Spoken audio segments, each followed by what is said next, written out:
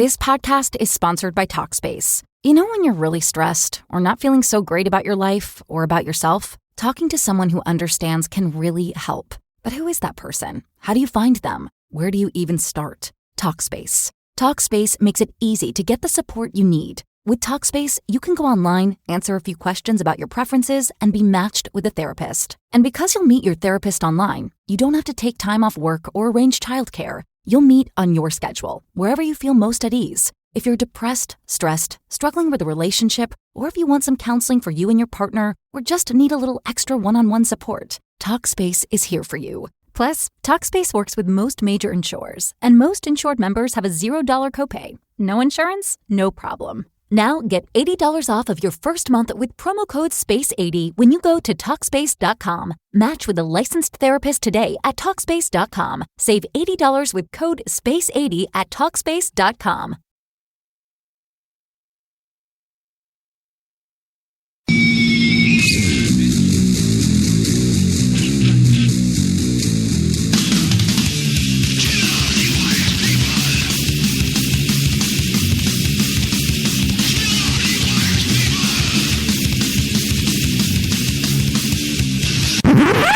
Oh, sorry. That's for a Democrat show. No matter what the technical difficulty is, this man is a professional. He goes all the way.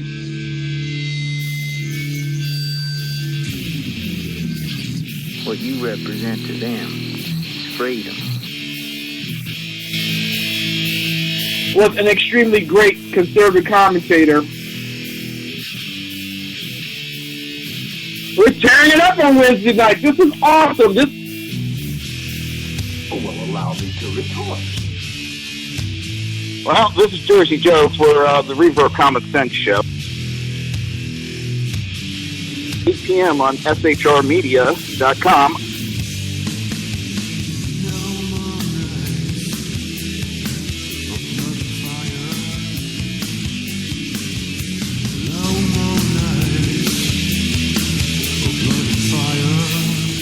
This show contains language that some viewers may find offensive. Listener discretion is advised. And now on to the show. And welcome to the Reaver of Common Sense. I am your host, Jersey Joe. I am trying to make sense out of the senseless, and it is not an easy task. The Jersey Takeover is here. We have expanded to 2 hours every Monday through Friday, 11 a.m. to 1 p.m. Eastern Standard Time. Remember to join the live chat. Go to shrmedia.com. Click on the chat room button. If you want to watch a broadcast, go to reaver.one. Click on the live stream. And if you like that live stream, don't forget to subscribe and keep up to date on the live stream. If you want to support the show, go to shrmedia. Excuse me. Do it every time. Every time I do it. If you want to support the show and support SHR Media, go to Reaver.one and click on the Reaver store.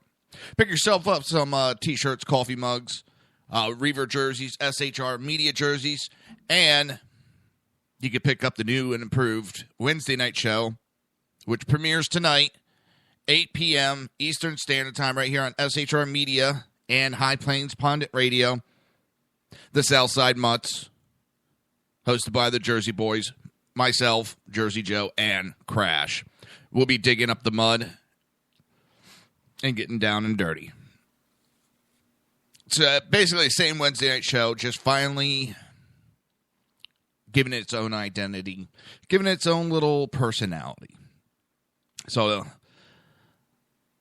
it's going to be the Southside Mutts. Check it out. 8 o'clock tonight, 8 p.m. Eastern Standard Time, right here on SHR Media and High Plains Pundit. Oh, God. I'm already stuttering. So I wasn't here yesterday, and one of the reason I wasn't here, because right before the show, I was dealing with some insurance things I'm trying to get into a rheumatoid arthritis doctor. And I've been doing it since October. I had gotten a referral when I called up the referring doctor, finally, after 2 months. They said insurance had turned it down. So I went back to my healthcare provider, and this was over a period of time. And they said they were going to handle it, and they'll contact me. I hadn't heard from them. So Friday, I given them a call. And they're like, yeah, you're going to have to call your insurance. Okay. So I call my insurance. Yeah, you're going to have to call your doctor. So I call back my doctor. They're like, I don't know why you're talking to us. You need to talk to your insurance. And I was like, I just got off the phone with them. They told me to call you after talking to your guys, telling me to call them telling me to call you. So, it was very annoying. And then yesterday, I get my doctor's office calling up saying, yes, we talked to the insurance. Everything's good to go. Give your insurance call. So I said, okay, call my insurance. Oh, why are you calling? We have no reason to talk to you. We don't even have a referral on file. So needless to say, my temper was like boiling at that point. And the guy on the phone's like, well, you need to calm down. I'm like, yeah, well, you know what? When you get this back and forth shit, you get pissed off too. So I I went down to my doctor's office. I was like, listen, this is getting bullshit. I'm getting tired of the back and forth. So hopefully I got it solved. And I don't have to play this back and forth crap anymore. Because that is annoying. So that's why I wasn't here yesterday. Now, damn, what the fuck? It is time. Time for a Reaver rant. So, this is just a little side note on a couple of things that I've noticed over the last couple of days. And I'm not speaking for all those that are not happy with the Republican Party, like Cruz tries to do. And I got a clip for you that I'll play in the next segment. But Cruz tries to speak on behalf of everybody and why everybody's complaining. I'm not going to do that. But I will say I'm seeing a large amount of people on social media and a lot of longtime Republican Party members quitting the party, threatening to quit because there's issues and tactics the RNC and Cruz have used in this primary that they do not like. They don't understand some of the things that are happening. And when they ask questions, the RNC tells them to piss off. Now, in my opinion, Cruz has either lost touch with reality or is just plain out lying about with his explanations.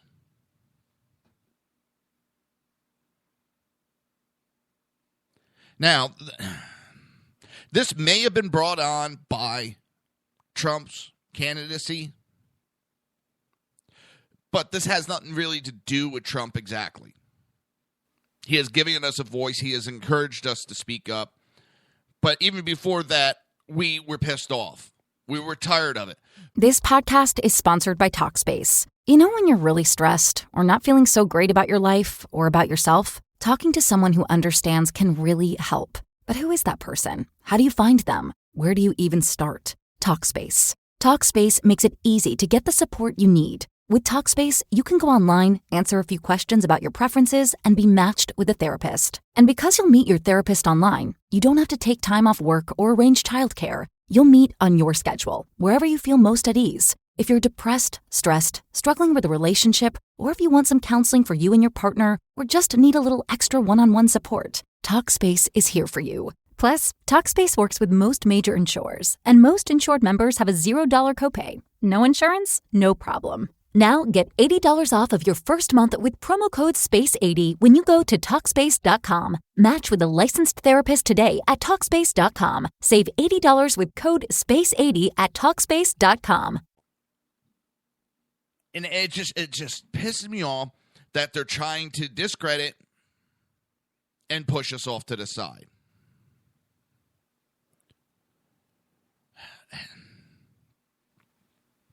And what I find sick is the Republican Party has been saying for years that they want more people to get involved. More people out voting. And now they're telling those same people to sit down and shut up. Well, for too long, people have been sitting down and shutting up. They've been silenced. It's time for the GOP to sit down and shut the fuck up. It's time for them to shut their mouths and open their ears and start listening to the people. If they actually did that,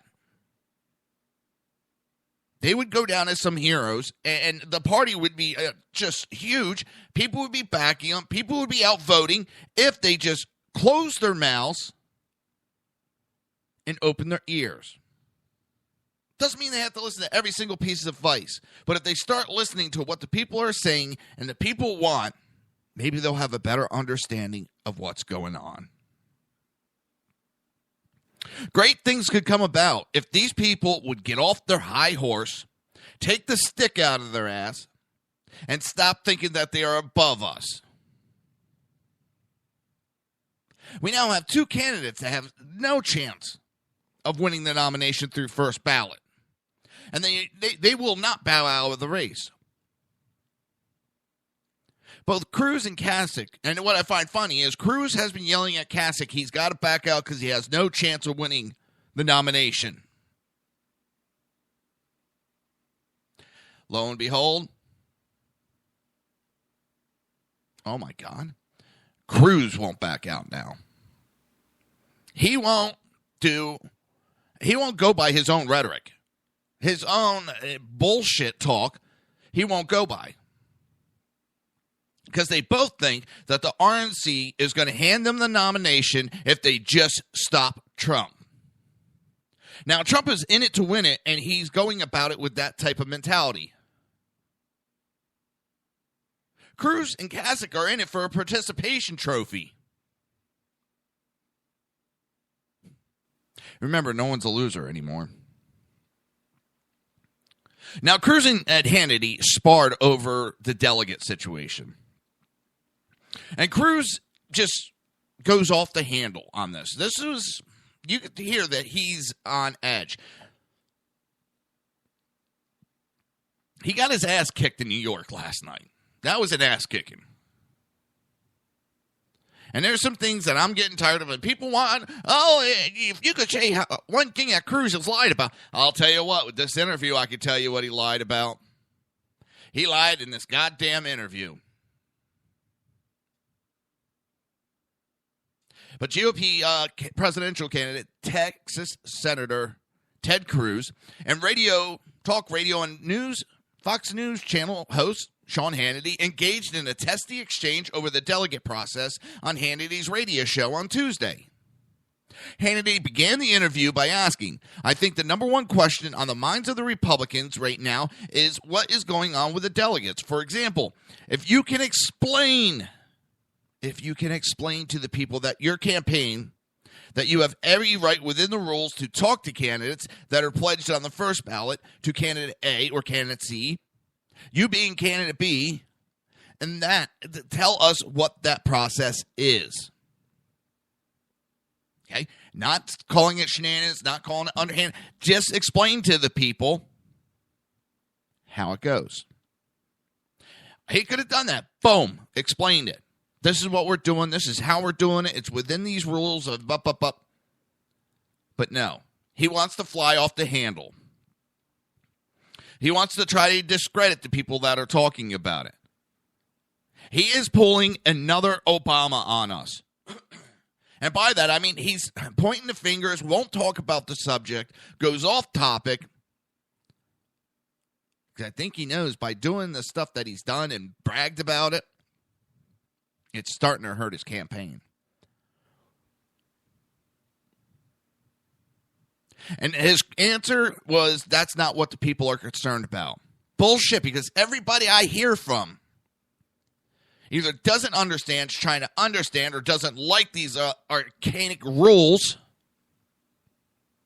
These rules that are set up, the contested convention, the broker convention, were set up for 150 years ago when candidates could not get out and about to every state. So it was very often that states would elect a local boy, a local hero. So you would have all these different states with different nominees, and you had to work out how to get to it. We don't have that problem anymore, but yet they keep those rules in. This is no different. What they're trying to do is control it like the Democrats are controlling their side. And what's funny is he's pointing about people are concerned about policy issues and beating Democrat candidate, former Secretary of State Hillary Clinton. I have yet to hear him say anything about policy. He gives a very vague answer. Then he goes, I hear more out of his campaign of picking apart everybody else, pointing their problems with theirs or what he perceives as problems, causing issues with other people's campaigns, but never talks about what he's going to do. And when he's asked a direct question just to explain the process, he's got to deviate off of it. And he's got to try to discredit those concerns because it's hurting him. What he's trying to do by saying, nope, nobody except the whiny Trump people, what he's trying to do is get people to go, oh, so I'm alone on feeling this way. All right, maybe I just need to shut up. He's playing the same psychological tactics that an established candidate would do. This is him not explaining so everyone else knows how the process works because he does not want them to know how it works so they could do whatever they want without the people knowing or understanding. All right. I'm going to be jumping in and out of this clip. I think the number one question on the minds of Republicans right now is what is going on with the delegates. For example, if you can explain to people that your campaign, that you have every right within the rules to talk to candidates that are pledged on a first ballot to candidate A or candidate C, you being candidate B, and that tell us what that process is. You're assuming this is going to the convention. You told me that in the last two interviews. So as part of that, you're hoping to get to a second ballot. In other words, in a second ballot, people that support Donald Trump or John Kasich or Marco Rubio, if those delegates are still relevant, can then switch their votes. So you were in a process of talking to delegates, and it seems to be very extensive. Can you explain to people what's going on? Real quick, that's a valid question. Explain to the people what you're doing, because I don't think people are exactly understand what's going on. And it's not just the Trump people. They don't understand. How is he stealing all these candidates? How can he take these candidates away when the voters said this is what they want? That is for the first round voting.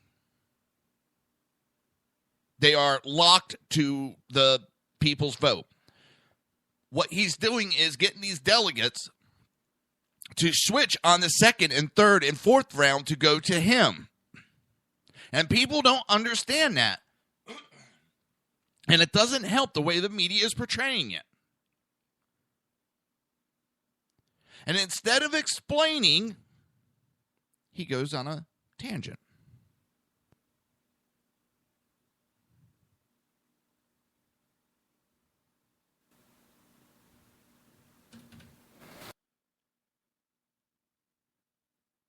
Okay, maybe not. I think the number one question on the massive, can you explain to people what's going on?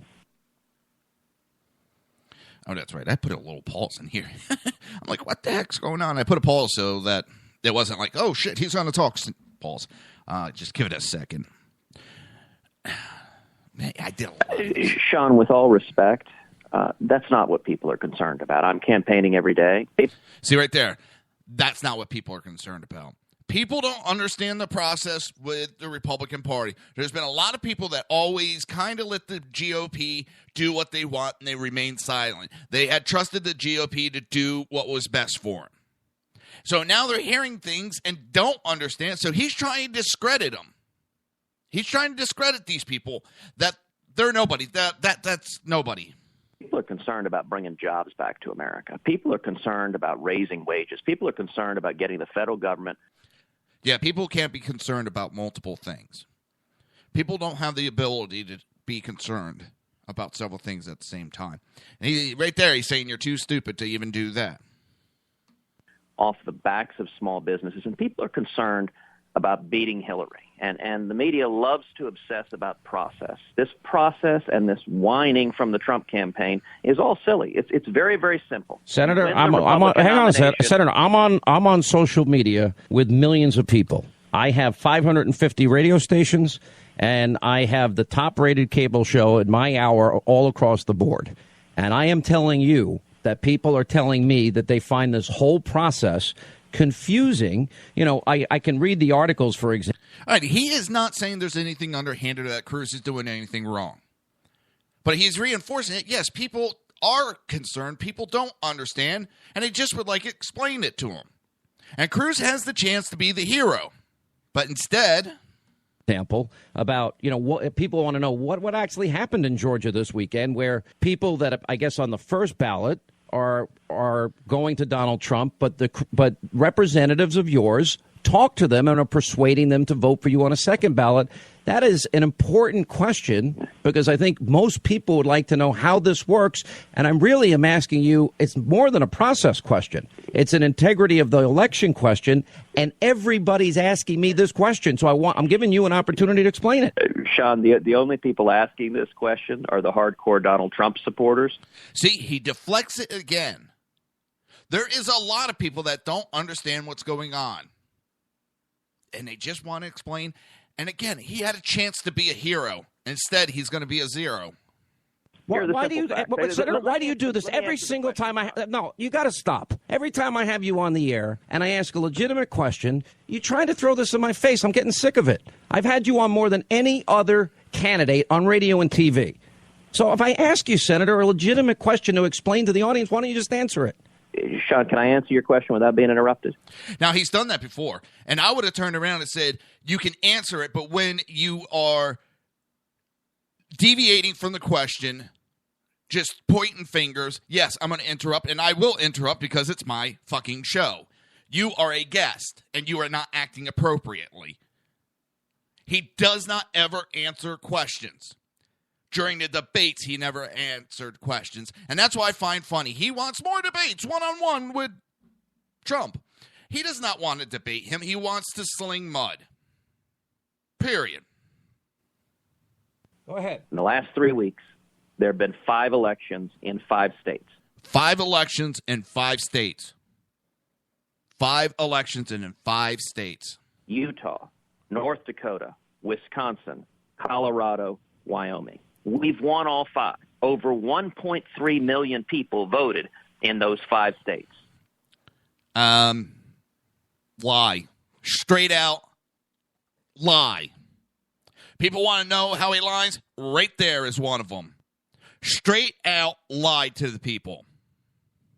And I'll get into it in a moment. We won all 5. All of this noise and complaining and whining has come from the Trump campaign.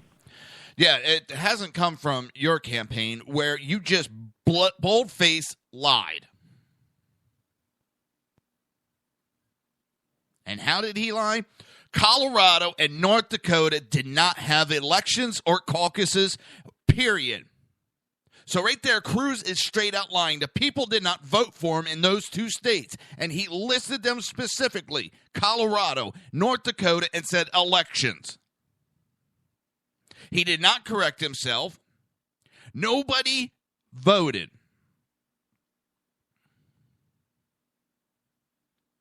Nobody voted in those 2 states. Those 2 states, it was handed to him, and he's bouncing around and bragging about those 2 states. Those 2 states are causing a lot of people to question what the hell is going on in this process.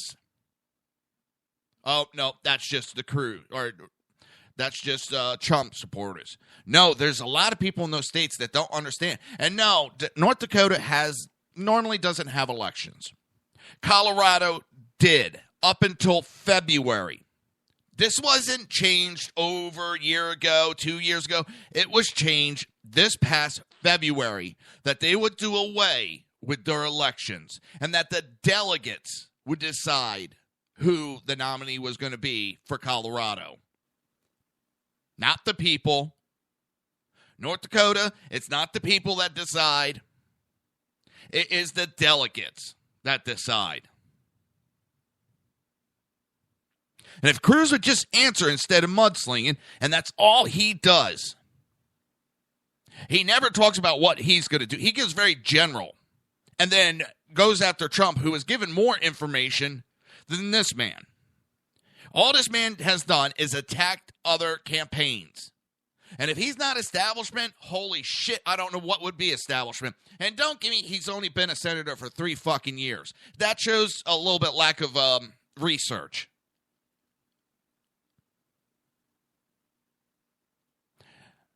Almost his whole life, he did 2 years in a private company, a private law firm. The rest of the time, he has gotten a government paycheck. The man has never had his own business. He's never hired. He does not know how to create jobs. He has been sucking on the teat of the American people his adult life. That is establishment. He is backed by some of the establishment. Oh, but he pissed off a lot of them. Yeah, he has. That doesn't matter.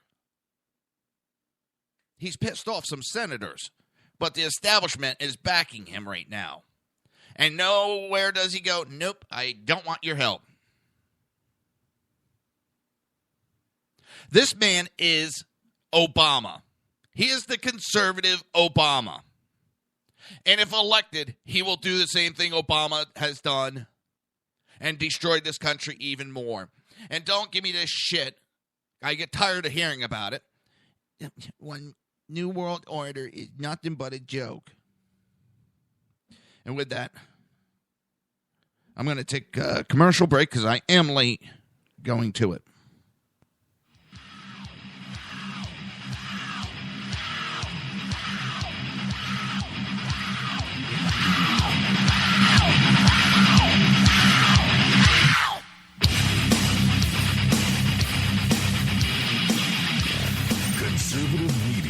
Done right.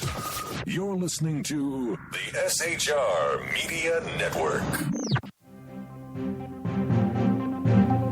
Breaking news. According to the latest report coming out of SHR Media, a merchandise store to support both the Reaver of Common Sense and SHR Media has just been unleashed to the general public. Be forewarned that this site can be contagious and numerous items can be purchased to support the best news programming. Go to Reaver.one website and click on the store link to check out the merchandise.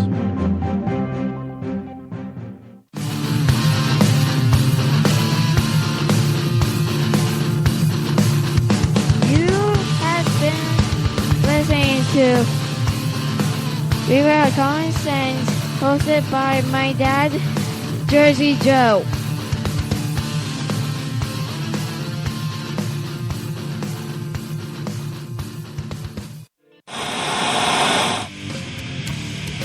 Beware, the Jersey Takeover is here. Every Monday through Friday, 11 a.m. to 1 p.m. Eastern Standard Time. You can catch the Reaver of Common Sense show, hosted by Jersey Joe, right here on shrmedia.com and highplains.dailynews.com. Only Jersey can deliver hell like no one else, so consider this your fair warning.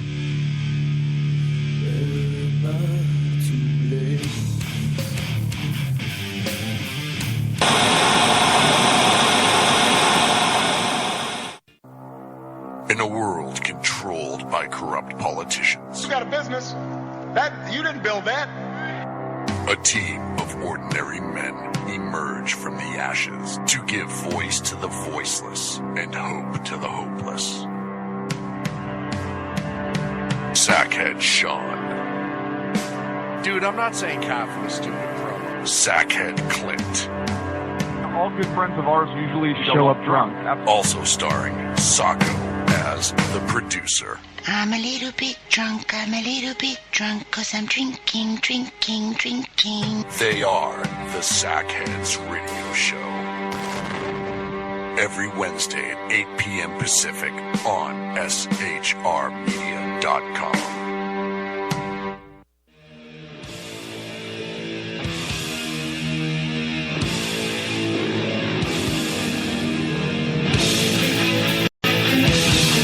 Every Wednesday night, 8 p.m. Eastern Standard Time, it is a Reaver After Dark hosted by Jersey Boys, Jersey Joe, and Jersey Crash, right here on shrmedia.com and highplainsdailynews.com. Times are dark. The people misled by corrupt politicians, lied to by establishment media, and deceived by the false messages of Islam. A nation in confusion needs a guide. It needs a man with a cane. I'm Dave Milner. Join me on Spreaker, SHR Media, High Plains Talk Radio, Live Rebooting Liberty, and YouTube for a unique brand of commentary on the unpleasant blind guide. Because truth is not always pleasant. If you miss a show, don't worry. You can catch the replays two ways, rebootingliberty.com or the reverbcommonsense.com. While you're there on Reverb Common Sense, don't forget, drop in your email and keep up to date on everything going on, or click the like button on the Facebook widget. Now on to the Reverb of Common Sense.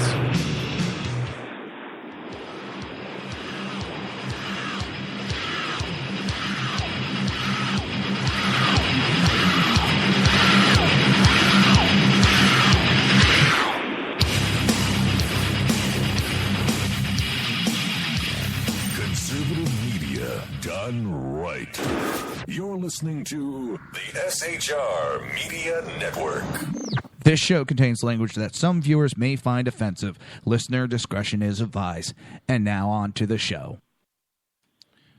And welcome back to the Reaver of Common Sense. I am your host, Jersey Joe, making sense out of the senseless. And we actually have a special guest today. Hey! What's up, Crash? Crash decided to call in. Remember, tonight is the premiere of the Southside Mutts, hosted by the Jersey Boys, Jersey Joe, and Crash. It's you. I'm telling you, it's you that makes me stumble so much. Well, it's because I give you performance anxiety. I mean, it's kind of hard. You're working around a superior. It's okay. Yeah, superior. Oh, man. No, I just figured I'm driving. Figured I'd call in. Well, actually, daytime listeners a little bit. Well, we're just getting ready. We're getting off of the cruise, trying to deflect everything. We're going to. The discussion is all that wheeling and dealing with the delegates that's been going on because of the first round and all that. Nobody's concerned about it except for Trump supporters. He's deflecting because he knows he's getting hurt by that subject. But we're going to go on to go ahead. No, I was just going to say, the fact of the matter is, nobody freaking understands the goddamn system because it's made up for them to control who they want.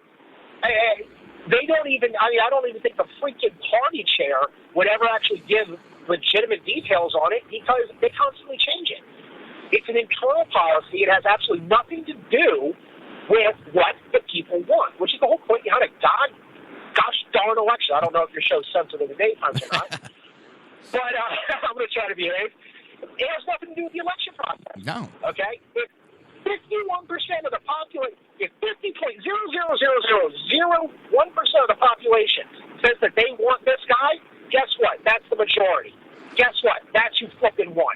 All this behind the scenes, who's behind the curtain, it's not flipping off. And it's just flipping me off. It's pissing a lot of people off, and it's not just the Trump supporter. I mean, well, one of the things that I saw that kind of is funny, one of the reasons why the RNC chairman, Pubis, whatever the hell his name is, Priebus, is whoever gets nominated can choose who is the head of the RNC at that point. And he can have Priebus step down as the head of the RNC if he doesn't feel comfortable with him there. So this is also about job security. It's making sure that he gets to keep his job because he wants a puppet boy. Yeah, this is something that's been kept quiet. Nobody discusses this that much. Well, I didn't know that it was the candidate that got to a point. No, it's actually, there is an election process. But if he I don't know how it's done, But the candidate, once he's picked, does have the right to have someone step down because ultimately that person has to back the candidate. And if he doesn't feel that person is out for his best interest. Okay, all right. So essentially, if the candidate does not feel that the chairman he doesn't have the full confidence that the chairman will do the job properly to run the party in support of the candidate can ask that he step aside and somebody else be nominated and elected into that position. Correct. That's actually not a bad system. So that part of it's not overly bad because it allows for the replacement of people that have been in there or are cronied or have ulterior motives. And honestly, I think the biggest thing that scares everybody about Trump is the fact that he's not a career politician. He's not establishment. Well, they say he is establishment because he's had his hands in Washington for so many years. No, okay. Business is different than politicians. There's a big difference there. All right. Well, granted. Okay, fine. So, all right. So he's had his hands in Washington for all these years. So have all the other politicians. So has a lot of other businessmen. Okay, fine. That's part of being a businessman. So I rescind that statement. Shouldn't have made that one. No. I agree with you. I don't think he is establishment, but that's what they turn around and say. But if they're going to use that as the definition of establishment, then okay, yeah, they're right. Then technically, I don't look at him as being part of the establishment because he's not, at least in my point of view, and from what I've seen, and if I'm wrong, please somebody point it out to me. You're wrong. Okay. Now provide me with the proof that I'm wrong. No, you didn't say I had to provide proof. You just said someone tell you you're wrong.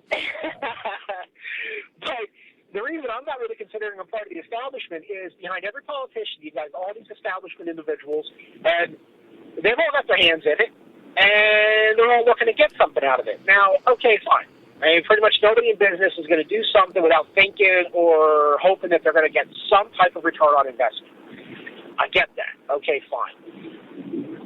But a lot of these guys, they've got these backers, and they've got so many of them that they're literally writing policy and wheeling and dealing to get something for nothing or to do handouts or, okay, I don't really like this. I don't really agree with it. But I'd be willing to let you get away with this, but then you'll let me break this rule and this rule. And Trump doesn't do that. Yeah. But this is what I want. This is the right way to do it. Are we going to do it? No. Fine. Beep you. I'll figure out a way to do it without you. That's what they don't like about him. Yeah. Because that's his. I mean, that's how he goes after something. Well, I also love, he won't always get his way, and he's going to throw a fit. No, he isn't. Jesus Christ. I'm pretty sure there's been some negotiations on contract that he had to give up stuff, and he didn't throw a fit. He understands how to negotiate more than politicians, more than lawyers. You know what the thing is, and we've kind of touched on this in the past, even just talking about some of our BS, the night show, is sometimes your past works against you, and what is the big thing that everybody in America thinks of when it comes to Trump? Shark Tank. They think of the reality TV shows. Apprentice. Was it Shark Tank or Apprentice? Oh, Apprentice. Oh, okay, I'm sorry. I don't watch those. I don't watch those shows. But that's funny thing. I've never watched Apprentice. That was part of the show. Him flipping his wig. But the thing is, everybody does. Oh, you're just an Apprentice fan. I've never watched that show a day in my life. I did not. It did not appeal to me. Oh, you're just saying that. No, I never did. Never. See, the thing is, I've never watched them, but the funny thing is, anytime I've asked somebody, well, when did he flip his lid? When has he completely gone off the deep end and ripped somebody apart? When have you seen this? Oh, well, it was on episode 7 of season 2. That was TV, Well, it's reality. There's not reality on reality people. What kind of brain-dead mark? You're a Democrat, aren't you? No. Do the burn. Yeah, I got the burn for you. It's on a lighter. No, I think it's something that you need to go to the doctors and get a penicillin shot for. There's a cream for that. Either that. I'm sorry. I would not have my campaign motto of feel the burn. It sounds like some old man. Hey, little girl, come here and feel the burn. Come on, feel the burn. After a night with me, you'll be feeling the burn. right. Now I got a thought. I got two things that just popped in my head. One, isn't there a website that if you go to, it's like Support Bernie or something like that, or like Bernie Fuel the Burn? There's some website that looks like it would go to him, and it actually goes to an STD testing website. Oh, there's a billboard up. Feel the Burn, BUR. Go to STD.com or something like that and get tested. Yeah, is that what it is? I think there's a billboard that was up. Oh. But I couldn't help myself. I typed it in and it worked. It was legitimate. It actually went to I was laughing so hard. I just really hope they don't check the computer logs at work. Because I'm sure I get questioned on that one. Why are you going to an STD? I was going to Feel the Burn. I wanted to check out what he had to say. But I'm sorry. It's just every time I hear it, I think of a child porn. Not child porn, but a child pornographer. You know, some sick man in a trench coat. And he looks like he would be that man with that trench coat. Honestly, he looks like a washout from a KFC commercial. I'm sorry, every time I think of him, I can't help but think about Kentucky Fried Chicken. What? Which actually, wait, are we even allowed to say that anymore? Wasn't that considered non-PC? I didn't hear what you said. 10 years ago? It can't be Kentucky Fried Chicken. It's got to be KFC because it's politically incorrect. I don't know. It hurts I don't know. I don't pay attention to that crap. And there's safe space. And you want a safe space? Yeah, call your house. Yeah. Yeah, for the listeners, Crash works a lot, so he doesn't get to know all the ins and outs as much as I get to by reading all this crap. And he was just reading the other day about these safe spaces at colleges, and it kind of pissed him off. No. We're not even going to touch on that. I don't got the time for that today. That's tonight's show. If you want to hear me rant about that one, tune in tonight. I'm going off tonight. Oh, yeah, it's. I'm so sick of that crap. I need a safe space. Well, you missed earlier. I mean, all right, right now, number-wise, mathematically, Cruz could still get the nomination through making 1237, but I think he would need like 99% of the delegates to get it. So he's pretty much out of it, and so is Kasich. He has not been able to make the 1237 in a very long time. And to me, it seems like they're just in it for the participation trophy. Okay. You're an asshole. Try to set up for a good joke and think about it. They cannot win. They cannot win. And they're still. They came out. They cannot win, but yet they're still in it. Oh. Yeah, honestly, I hate to put it this way, but what it reminds me of is little kids' sporting events. Okay, when you're talking like the Pee Wee leagues, you showed up, you did a good job, you put in a good effort, you get a participation award. I have no problem with participation awards up to a certain point. But at a certain point, I'm sorry, if you're not everybody gets to be the flipping president. Not everybody gets to be the winner. Grow a pair and grow up. I mean, my wife has got a bigger set than some of these guys I work with nowadays. All right? Anyway, I got to duck out for now, but I'll talk to you later, Jersey, and be on tonight for hearing the show. All right, bud. Take it easy. All right. Later. All right, and that actually is taking us right to the next break. So, yeah. You're listening to the Reaver of Common Sense right here on SHRmedia.com and HB Pundit Radio. We'll be right back.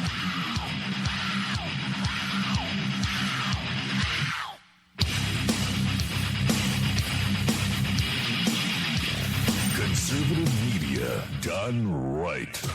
You're listening to the SHR Media Network. Breaking news. According to the latest report coming out of SHR Media, a merchandise store to support both the Reaver of Common Sense and SHR Media has just been unleashed to the general public. Be forewarned that this site can be contagious and numerous items can be purchased to support the best news programming. Go to Reaver.one website and click on the store link to check out the merchandise.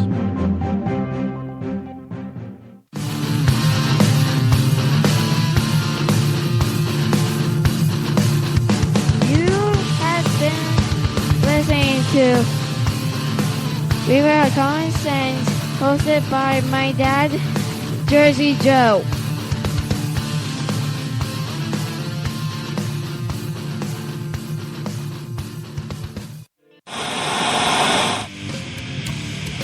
Beware, the Jersey Takeover is here.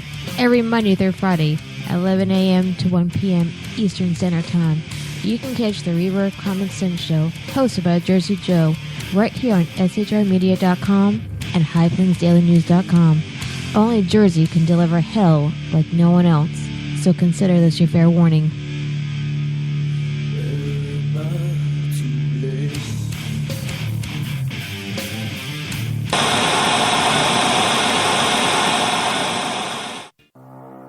In a world controlled by corrupt politicians, You got a business. That you didn't build that. a team of ordinary men emerge from the ashes to give voice to the voiceless and hope to the hopeless. Sackhead Sean, Dude, I'm not saying half of the stupid pro. Sackhead Clint, All good friends of ours usually show up drunk. also starring Sacco as the producer. I'm a little bit drunk, 'cause I'm drinking. They are the Sackheads Radio Show.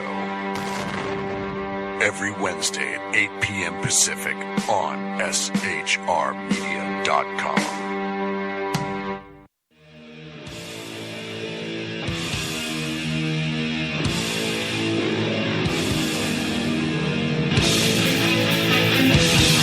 Every Wednesday night, 8 p.m. Eastern Standard Time, it is the Reaver After Dark, hosted by Jersey Boys, Jersey Joe, and Jersey Crash, right here on shrmedia.com and highplainsdailynews.com.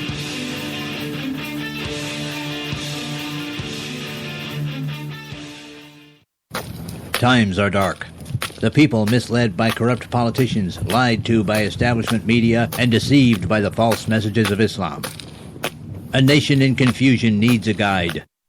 It needs a man with a cane. I'm Dave Milner.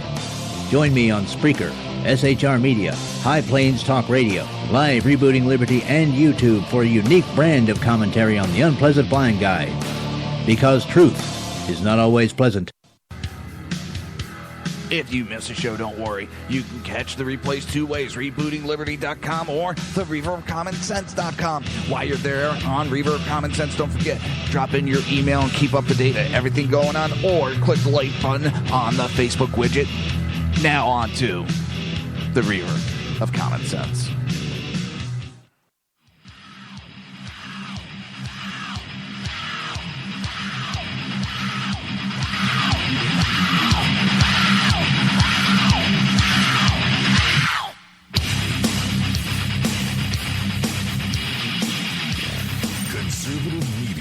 Done right. You're listening to the SHR Media Network. This show contains language that some viewers may find offensive. Listener discretion is advised. And now on to the show. And welcome back to the Reaver of Common Sense. I am your host, Jersey Joe, making sense out of the senseless. The Jersey Takeover is here. We have expanded to 2 hours every Monday through Friday. Oh my God, brain fart.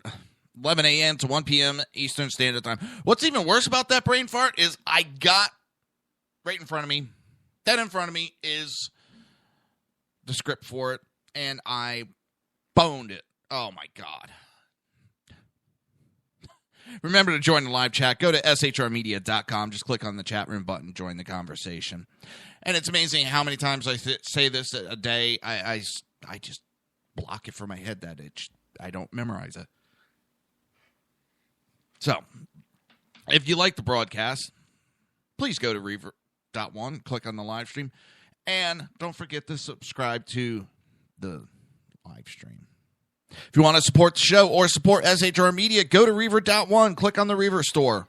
I actually have a new t-shirt up.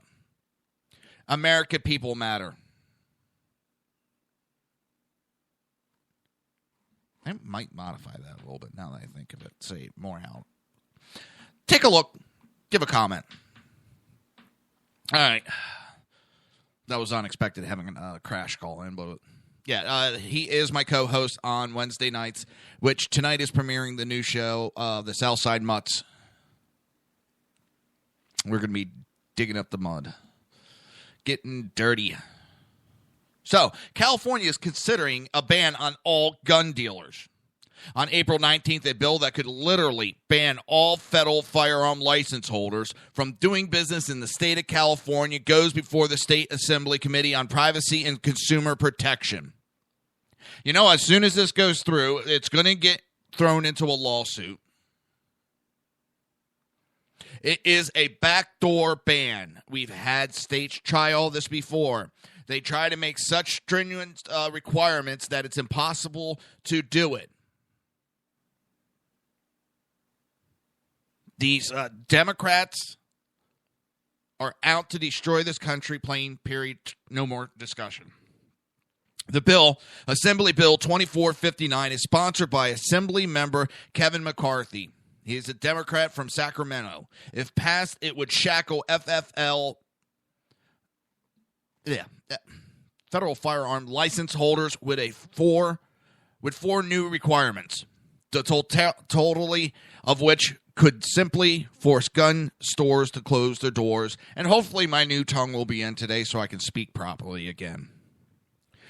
The NRA reported the four proposed requirements. A prohibition on licensee businesses' premises being on a residential property. A clear statement that localities may impose more restrictive requirements on licensee than those imposed by the state. Here in Florida, we have the exact opposite. We have the state that has the laws and no local municipalities may impose stricter regulations. If so, they will be removed from office. Even proposing a gun law, it can have them removed from office immediately, fined, and possible jail time. Just for proposing a new law. Now, that's not statewide. Statewide, they can go through the process, but it's within our Constitution, all these rules, so they would have to do a constitutional change. California is... You know what? They're always saying that the Republicans blow everything out of proportion when it comes to safety. Oh, my God, there's no terrorist going to attack us. But yet, they go on these tangents and throw all these bills that will do nothing to stop the criminals from possessing firearms. The only thing this does... Criminals do not go and buy guns. They don't go through all this bullshit to buy a gun. So the only thing this bill will do is force people to go underground. A requirement that licensees maintain a full color video surveillance that is of sufficient quality to provide a facial recognition and records all firearm transactions on the premises. All location where firearms and ammunition are stored, the immediate exterior of the licensed premises, and all parking lot facilities owned by the licensee. The video equipment will be required to run during all business hours and be set to begin recording when motion is detected at all other times. The licensees would have to certify to have compliant video equipment at least yearly and make any needed repairs to the equipment within 15 days of any damage. The footage would need to be stored on the premises for at least 5 years, but that could be extended if the footage may be part of a law enforcement investigation. Licensees would also be required to post a prominent sign indicating that the customers are being recorded. Why do they want that? A lot of people don't want their picture taken on what they're buying. So they won't go into these stores and buy it. So this is a backdoor ban. That's what it is. It's a backdoor ban. All licensees would be required to have a liability policy of a minimum of $1 million per incident to cover liable arising from theft, sale, lease, or transfer, or offering for sale, lease, transfer of a firearm or ammunition, or any other operations of the business and business premises. Notice that the first of the 4 proposed requirements would bar FFLs from selling guns from their homes, even though an FFL who sells a gun from his home still has to do a background check, just as if he was selling the gun in a brick-and-mortar store. The third of the requirements makes selling a gun tedious, not only by requiring a video surveillance of the sale, but by outlining what must be videoed and when it must be videoed, and mandating that the FFL get a certification each year confirming video compliance. It is unclear how much that certification will cost. The fourth requirement would also cost FFLs by mandating a minimum of $1 million in liability insurance, while the second of the proposed requirements is an open door for municipalities to add even more gun control to the business-crushing list McCarthy has pulled together. I am so sick and tired of this bullshit. And both the Republican and the Democrat parties do it. You know, you got the Democrats sitting there waving about the marriage of the LGBTQRS community. And it is law. Obamacare, it is the law of the land. The Supreme Court reinforced that. Well, the Supreme Court reinforced that we have the right to own guns personally. We have the right to carry guns. Oh, no. Supreme Court got that wrong. They got that wrong. Nope. They got that wrong. We don't have to pay attention to that one. It just seems really funny when it's in their favor. They got it right, and we have to file it by the law. And it's really funny because the Democrats kind of did that argument with something else years ago. During slavery, Supreme Court ruled it was constitutional to own slaves. And that was the law of the land. But the Republicans sure as hell fought that and ended that. But yet, all these minority groups still back the party that put them in slavery. Oh, that's right. 1960s, they switched parties. Oh, that's right. Oh, how do they explain the fact that they had a Democrat senator who was a KKK recruiter? He was a high-ranking recruiter and KKK member. Yeah, he must have retired in, 60s, 70s? Oh, wait a minute. No, he didn't retire to 2010. Oh, wow. 2010, that was, 6 years ago he just retired. But I thought the party switched. They didn't switch. You have Hillary Clinton, who says that she wants to be just like Margaret Sanger.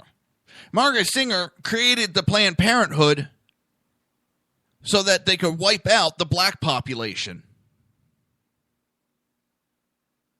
But yet, the blacks vote for Hillary in large droves because they say that Republicans are racist. How are they racist? They're just racist. And you can see that now with these protests going on. Why are you protesting Trump? Oh, there's a long list of things. Can you name one? He's racist. Can you tell me what he said it was racist? No. He's just racist.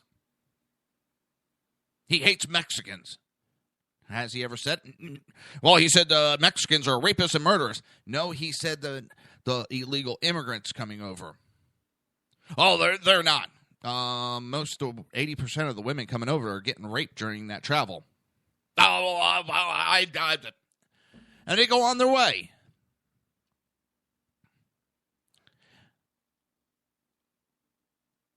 So many people buy the bullshit, and I don't understand what PR department does the Democrats have that is so good. They get caught in blatant lies all the time. But yet the people keep backing them. I don't understand that. I really don't.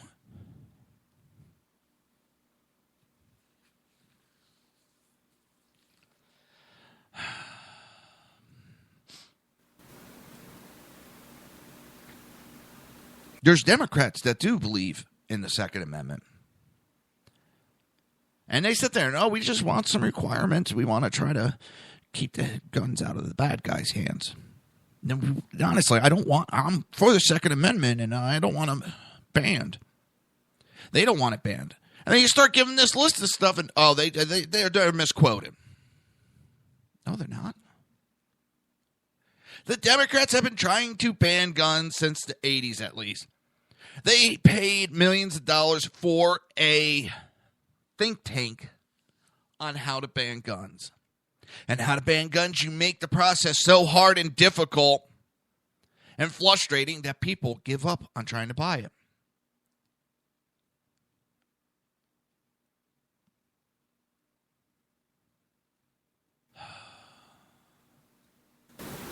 I don't understand.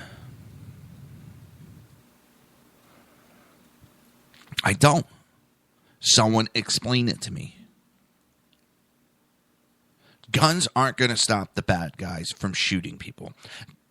Banning guns isn't going to stop the bad guys from murdering us.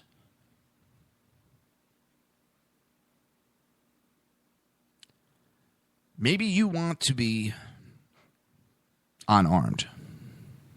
That's your right. If you don't believe in it, that's your right.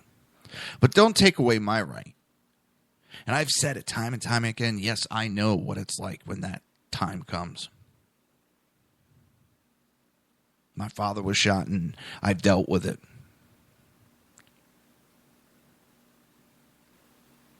Taking away guns is not the answer. That's what allowed my dad to get shot, because there was no way to defend himself.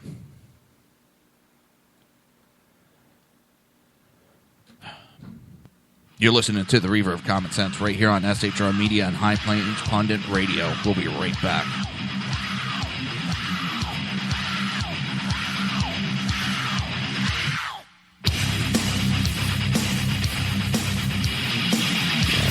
Conservative media done right. You're listening to the SHR Media Network. Breaking news. According to the latest report coming out of SHR Media, a merchandise store to support both the Reaver of Common Sense and SHR Media has just been unleashed to the general public.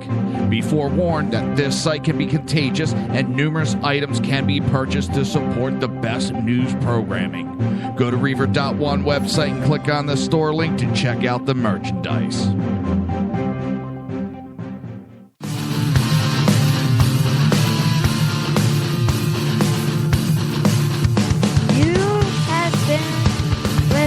To Reaver of Common Sense, hosted by my dad, Jersey Joe.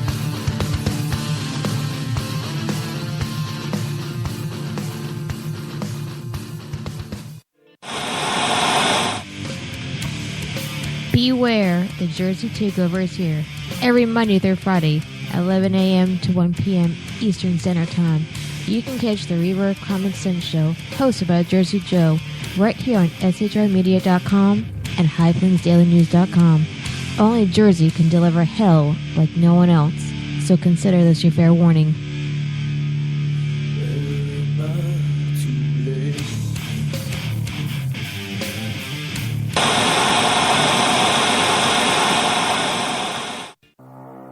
In a world controlled by corrupt politicians, You got a business.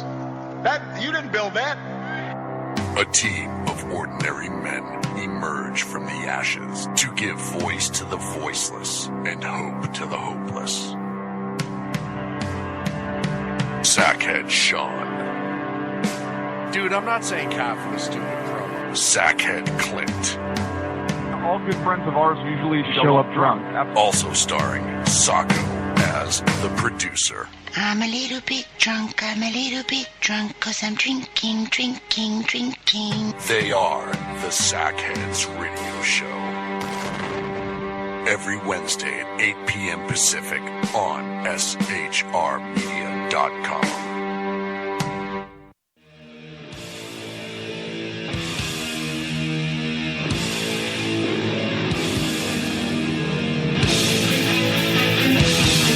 Every Wednesday night, 8 p.m. Eastern Standard Time, it is the Reaver After Dark, hosted by Jersey Boys, Jersey Joe, and Jersey Crash, right here on shrmedia.com and highplainsdailynews.com. Times are dark. The people misled by corrupt politicians, lied to by establishment media, and deceived by the false messages of Islam. A nation in confusion needs a guide. It needs a man with a cane. I'm Dave Milner. Join me on Spreaker, SHR Media, High Plains Talk Radio, Live Rebooting Liberty, and YouTube for a unique brand of commentary on the unpleasant blind guide. Because truth is not always pleasant. If you miss a show, don't worry. You can catch the replays two ways, rebootingliberty.com or the reverbcommonsense.com. While you're there on Reaver of Common Sense, don't forget, drop in your email and keep up to date on everything going on, or click the like button on the Facebook widget. Now on to the Reaver of Common Sense.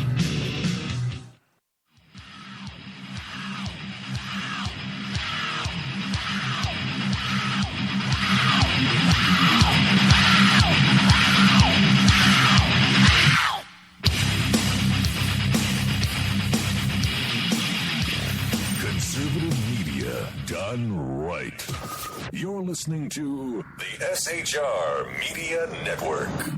This show contains language that some viewers may find offensive. Listener discretion is advised. And now on to the show. And welcome back to the Reaver of Common Sense. I am your host, Jersey Joe, making sense out of the senseless. The Jersey Takeover is here. We have expanded to 2 hours every Monday through Friday, 11 a.m. to 1 p.m. Eastern Standard Time. Remember to join the live chat. Go to shrmedia.com, click on the chat room button, join the conversation. If you want to watch the broadcast, go to reaver.one, click on the live stream. If you like the live stream, do not forget to subscribe and keep up to date. If you want to support the show or support SHR Media, go to reaver.one and click on the Reaver store. Pick up a t-shirt, coffee mug, bunch of other items. So a study has been done, and border control is cheaper than mass immigration. Restoring full passport and security checks between the European Union nations would be more cost-effective than allowing the migrant crisis to continue indefinitely. A German economic institute has said. The Munich-based Institute said the reinstatement border controls could reduce the EU's economic output by 0.19 to 0.47% each year. And it makes sense to me. This open border policy in Europe has been a huge failure. They've been trying to do it here in the United States, and it's causing nothing but problems. Problem after problem popping up. But the head of the institute said that these costs would be just a small part of the amount that would be caused by uncontrolled mass immigration. Researchers looked at trade data before and after the introduction of the 1995 agreement, which effectively abolished border control between nations. They found that the transport costs would rise by an average of 7% if borders were closed again, but as these costs only make up about 10% of the product value, and overall effort would be relatively minor. One of the countries that has been worse affected by the ongoing migrant crisis is Sweden, which will likely need to spend around 60 billion kroner to fund last year's immigration level. Stockholm University Associate Professor factored in the cost of extra policy and higher benefits, along with the immediate cost of receiving so many migrants, and found that Swedish state will have to spend 580 billion kronos on these new Swedes from now until the time they either leave the country or die. Such is the cost of the migrant crisis across Europe that Denmark has even passed legislation allowing border officials to take valuables from newly arrived migrants to help pay for their upkeep while they are in the country. The idea drew the scorn of the foreign press, from the Washington Post even likening it to the Holocaust. Now, I don't exactly agree with them taking items from the people, but at the same time, expecting those people for the countries to fund it with nothing in return. I mean, that's just bullshit. I call it bullshit. Bullshit. All right. Danish integration minister took to Facebook to defend the policy, writing, "I can see that some foreign media are pouring scorn over the fact that we, in the future, may withdraw asylum seekers' valuables and demand that they should pay for their stay in asylum centers themselves. There is no reason to criticize, since it's already the case that if you are, as a Dane, has valuables for more than 10,000 kronos, it may be required that it is sold before you can receive unemployment benefits." So they want these people paying their way and help defray the cost. I see no issue with that. I really don't.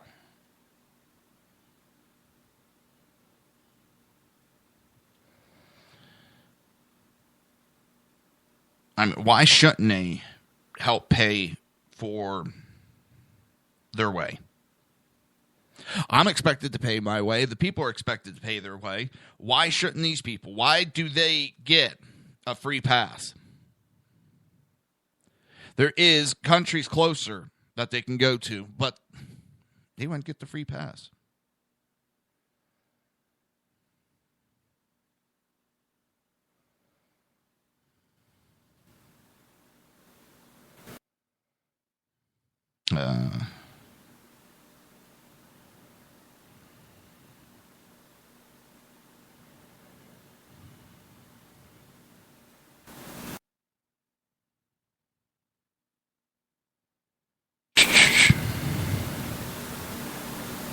Taking a look at some information real quick.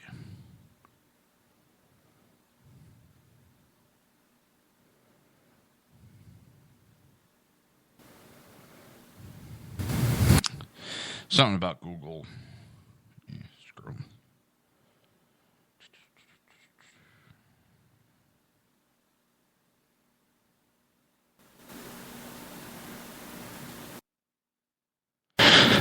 The fun of... Ooh, an email from Ted Cruz begging me for money again. I keep clicking unsubscribe to this jackass, and he keeps sending me emails, or his campaign does. And it pissed me off. I mean, I tell him I don't want no emails from him. But yet, for some reason, their campaign feels that they can keep sending them to me. So, Paul Ryan's leadership failure is getting louder and louder. Speaker Paul Ryan last week turned his back on calls for him to save his party as a last-minute candidate for the GOP presidential nomination. His excuse was that he had a lot of work to do in the House. He's not lying. The first order of business is protecting the GOP majority from the prospect of collapse with Donald Trump or Ted Cruz at the top of the ticket in November. Right now, about 20 or 30 House Republican seats the Democrats need to win to claim the majority are in danger. To try and reinforce the party's defense against that challenge, Ryan had to break fundraising records in the first quarter of the year, hauling in $11 million for the National Republican Congressional Committee. He needs to beat that pace in the second quarter. And Ryan will have to find those dollars while Trump continues to whip the GOP base into a frenzy against the party's Washington establishment. including raising the specter of riots at the Republican National Convention. There is no more obvious personification of that establishment than the party's top elected official, the very same speaker. Trump is increasing the pressure with daily accusation that the establishment is manipulating the delegate selection rules to steal the nomination from him.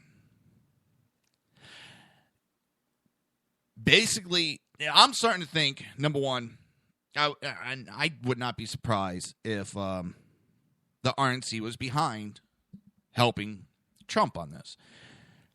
He has whipped up the base into such a frenzy. We have record amount of primary voters coming out. Record amount.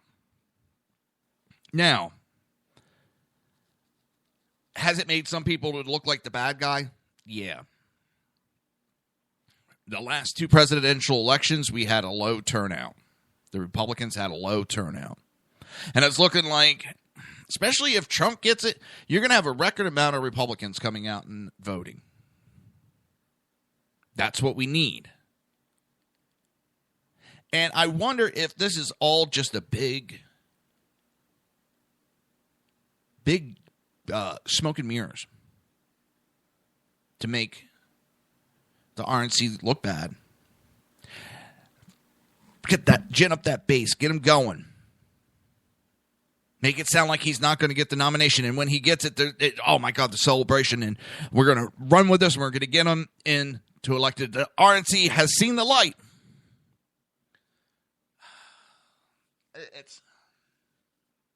Because the other, that they're so stupid that they're trying to shoot their own foot off. I don't know if I could go with that, because some of these men are not that stupid. But the stuff that's going on, if they're doing it on purpose, well, if they're not paying attention and this is what they're actually doing, then they're pretty stupid. They're not as smart as I thought they were. And I'm not trying to insult them. It's just I don't think they're as smart as I gave them credit for. I really wonder, and I've talked to several people, and they said they had the same thought, that this whole Trump Cruz bullshit is just to gin up the base, to get the base in a frenzy. Because I can't predict the future, and it's my opinion, in my opinion only, is that if Trump isn't the nominee, there's going to be a large group probably not showing up to vote. Not saying right, wrong, or indifferent.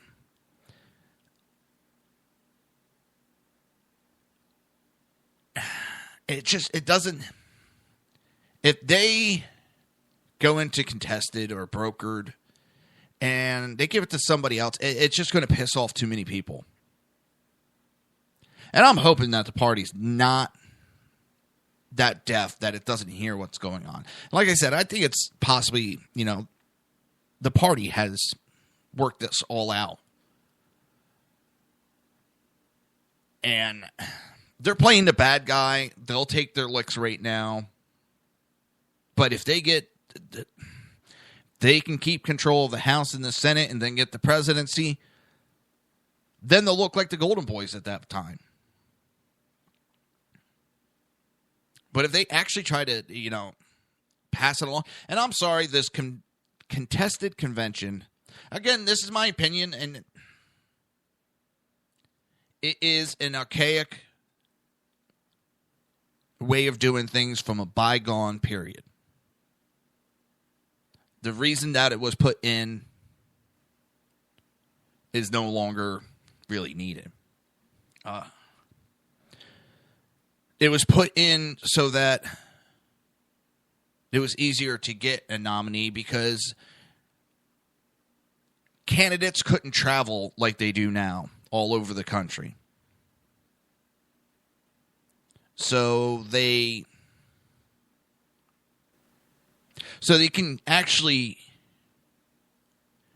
they had to be a way to bargain and barter on who the nominee was, because I think I spoke early on it, touched on it. Back then, it would be a lot of time local heroes would get the nominee for the state. And you would have God knows how many of them, different ones from all these different states, and no clear winner. So they needed a contested convention or brokered so that they can figure out who the nominee was going to be. Well, we don't have those issues nowadays. And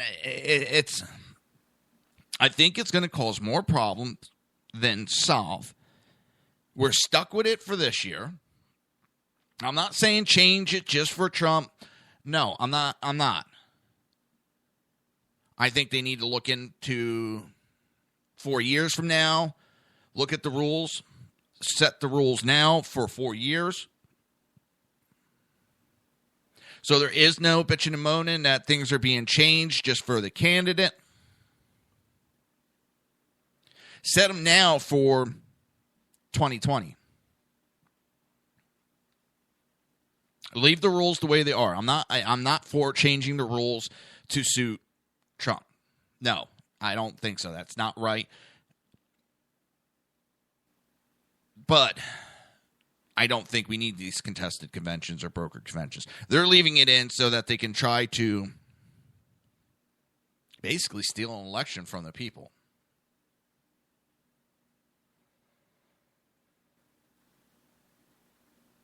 Plain as day.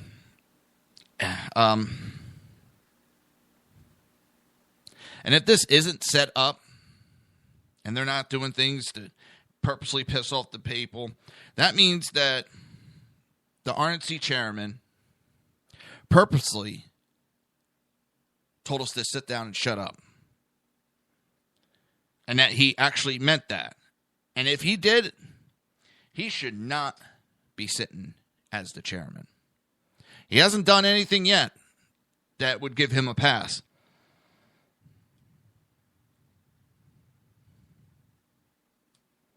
Him and Romney lost a slam dunk election. They lost it. I don't know how. Well, didn't fight. That's one thing he didn't do. But I'm going to keep fighting.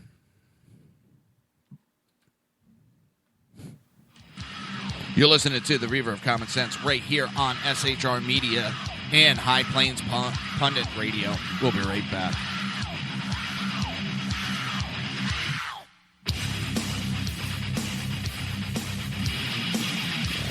Conservative media done right. You're listening to the SHR Media Network. Breaking news. According to the latest report coming out of SHR Media, a merchandise store to support both the Reaver of Common Sense and SHR Media has just been unleashed to the general public. Be forewarned that this site can be contagious and numerous items can be purchased to support the best news programming. Go to Reaver.one website and click on the store link to check out the merchandise.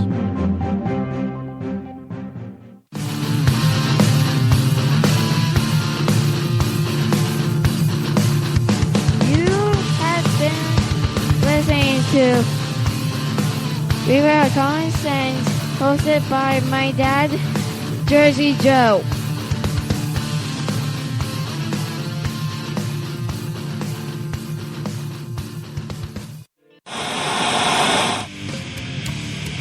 Beware, the Jersey Takeover is here. Every Monday through Friday, 11 a.m. to 1 p.m. Eastern Standard Time. You can catch the Reaver of Common Sense show, hosted by Jersey Joe, right here on shrmedia.com and highplainsdailynews.com. Only Jersey can deliver hell like no one else, so consider this your fair warning.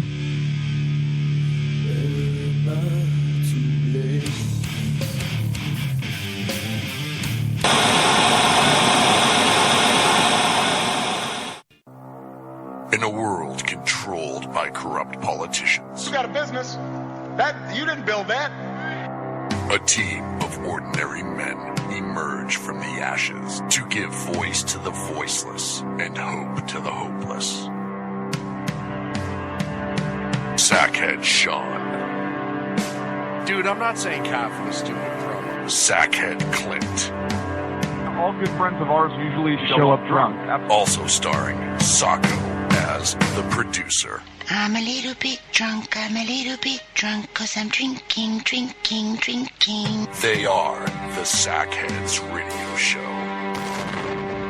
Every Wednesday at 8 p.m. Pacific on shrmedia.com.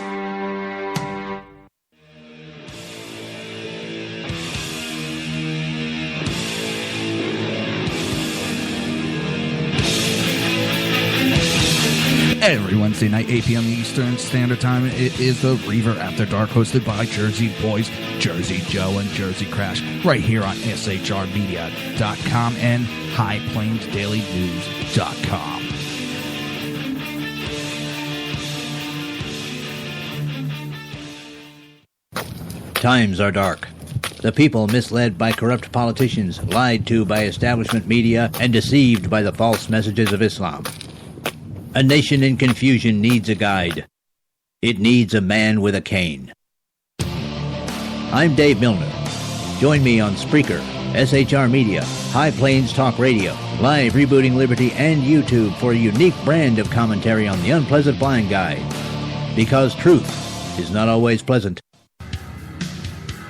If you miss a show, don't worry. You can catch the replays two ways, rebootingliberty.com or the reverofcommonsense.com. While you're there on Reaver of Common Sense, don't forget, drop in your email and keep up to date on everything going on, or click the like button on the Facebook widget. Now on to the Reaver of Common Sense.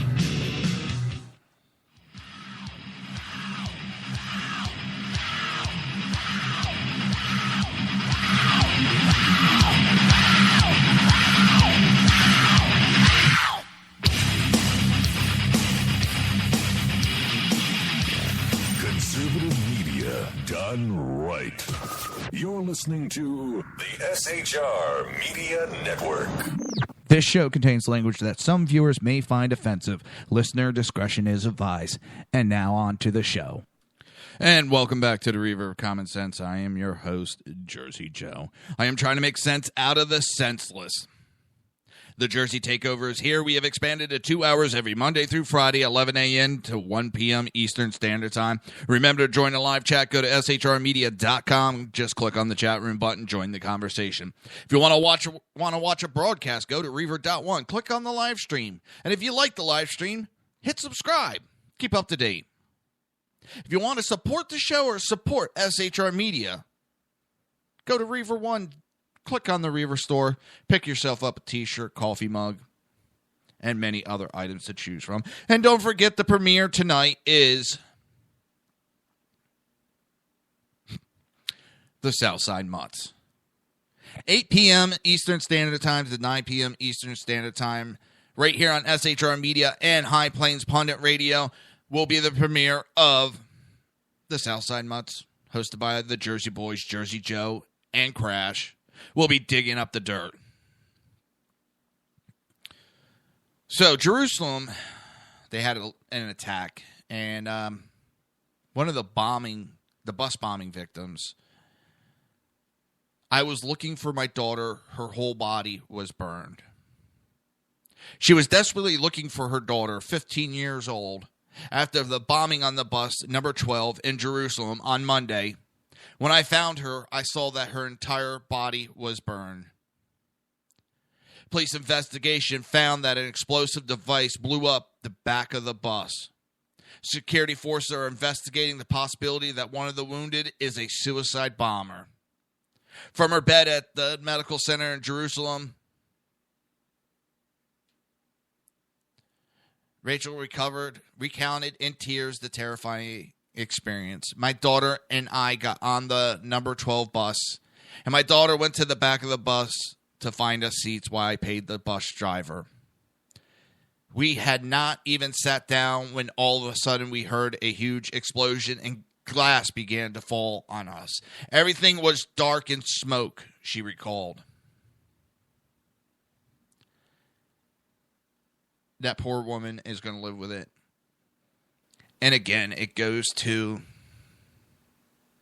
all the bullshit that's going on in the world, where all the hatred of government that hates this government, this group of people hates that government. And who's the one that pays the price? We the people, in all different nations, it is the citizens, pays the price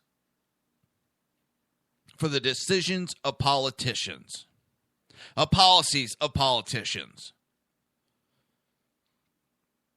I'm not saying we shouldn't be doing it. I'm so sick of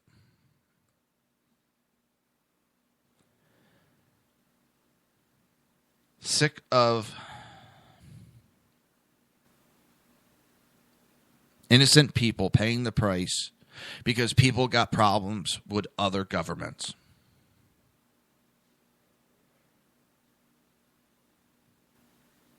So they attack the citizens.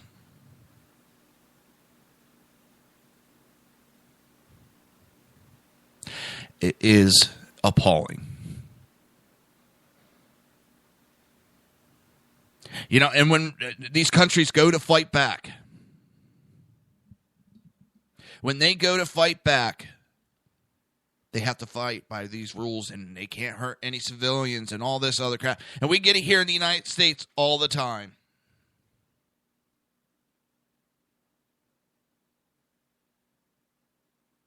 As soon as we hear civilians got hurt, oh, we got to stop the fighting in that area, yada, yada, yada. And our enemies use that to their advantage. Our enemies know that is how we react. So they make sure that there is always civilians. They use civilians to do the dirty work. It has, as far back as Vietnam, they have used women and children.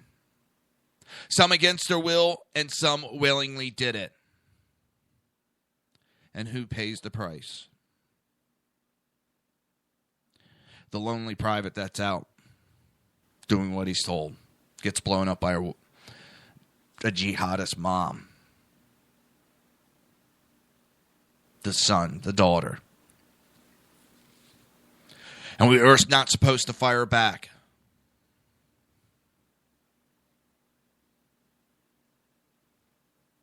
I'm kind of glad that I'm not in the military today because the shit that goes on. Because if you shoot the wrong person, trying to protect yourself in a battleground, you protect yourself. And if you shoot the wrong person because they're acting the wrong way and coming towards you, you have a kid that's coming towards you and they're not listening and have guns pointed at them and they keep moving towards you. And you shoot to defend yourself, you can wind up in prison for that. Because of these liberals, these tree-hugging hippies. They're too afraid to go and fight and protect. But then they bash the people that do go out and protect them.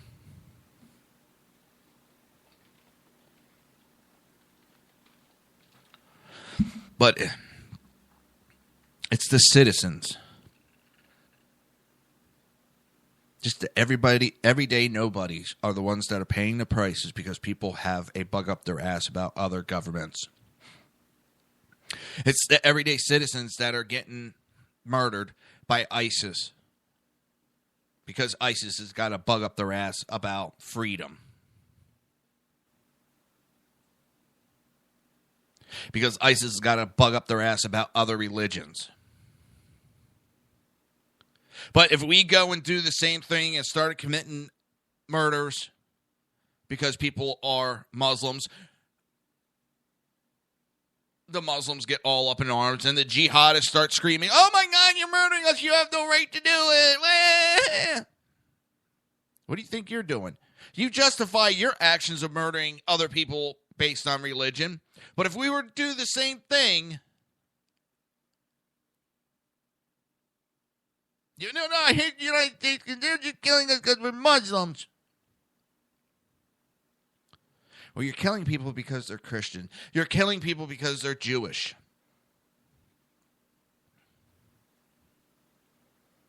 They know how to play the psychological warfare, and they're doing it. And we got leaders in this country that are stupid enough that they're falling for that logic.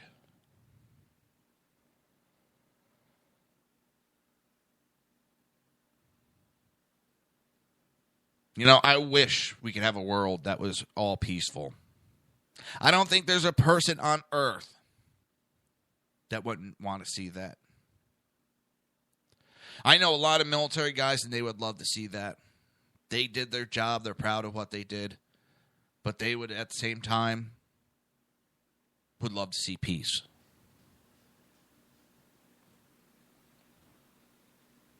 But unfortunately, leaders cannot get along with other leaders, which then makes their citizens go and fight their wars. War is a necessity, a necessity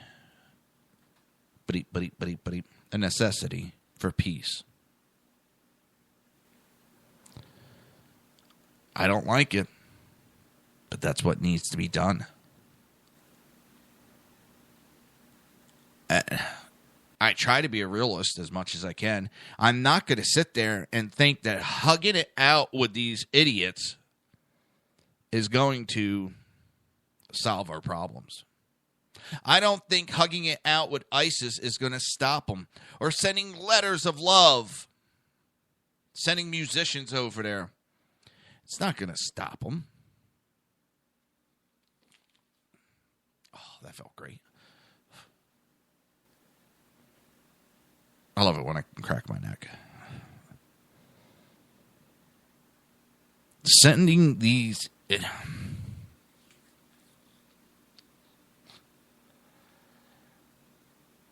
Doing that, you're just showing... You're giving them more power.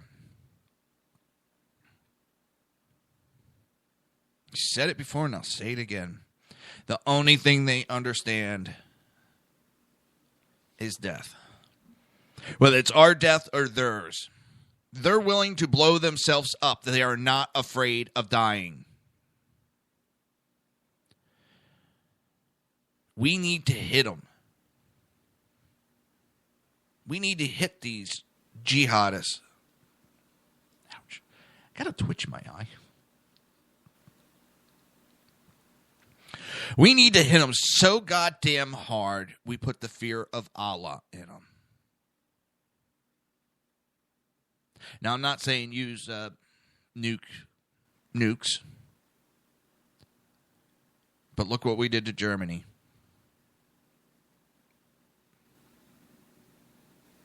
I know the liberals, they're not afraid of us. They didn't surrender because of the bombs. They would have kept fighting. They don't care about the people. Japan still says it to this day. They did the mistake of waking up a giant, and their people paid with a great price. And it's still to this day, they will not and do not want to go up against that sleeping giant again.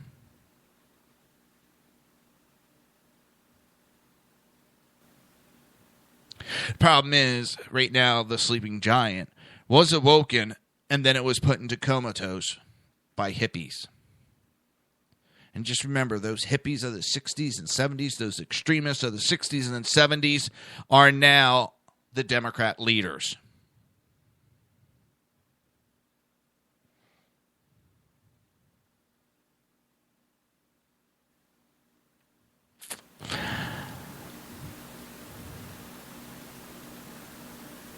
These are the same people that spit on our soldiers coming back from Vietnam.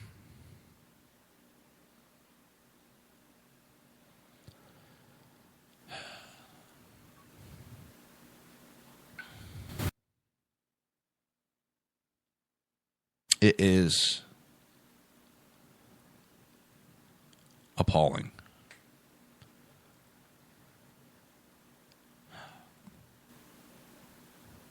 Also, now that's coming up, fate of Obama's amnesty uncertain at Supreme Court. Justices on the Supreme Court were sharply divided on several aspects of President Obama's executive amnesty. But it's fairly likely that the 26th state challenging Obama's program will prevail, ending the president's gamut to grant legal status to 4.5 million illegal aliens. Obama ordered his Department of Homeland Security not to deport over 1/3 of the illegal aliens currently in this country, and further to grant them legal status and permits to work in the United States. On November 20th, 2014, his administration finalized this program, the Deferred Action for Parents of Americans and Lawful Permanent Residents, which goes underneath the acronym DAPA. There's 3 issues in this case. First, whether DAPA had to go through the public notice and comment period required by the APA, which is the Administrative Procedure Act, which is the federal law that governs how federal rules and regulations are made and would create a paper trail that government would have to answer for it in court challenge. Second, even if DAPA did not have to go through notice and comment, whether it is still illegal under the APA because it violates a federal statute, the Immigration and Naturalization Act, which is Congress's law for determining who can enter the United States and stay in this country. And third, even if DAPA does not violate the APA or the federal laws, whether it violates the president's duty under Article 2 of the Constitution to take care that the law be faithfully executed. And that, my friends, is what he has not done. He has henpecked. And other presidents have done it in the past, and it still does not make it right or legal. They pick and choose which laws they want to enforce.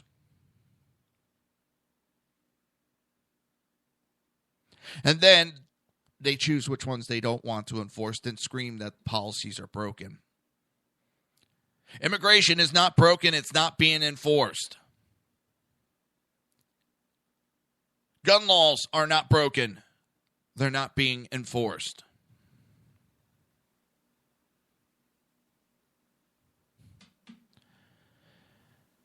Our president has taken an oath to enforce the laws, not pick and choose which ones he wants to.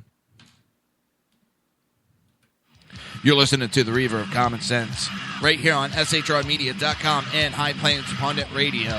We'll be right back.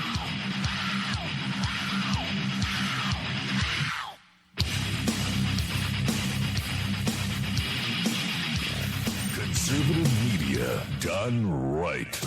You're listening to the SHR Media Network. Breaking news. According to the latest report coming out of SHR Media, a merchandise store to support both the Reaver of Common Sense and SHR Media has just been unleashed to the general public. Be forewarned that this site can be contagious and numerous items can be purchased to support the best news programming. Go to Reaver.one website and click on the store link to check out the merchandise.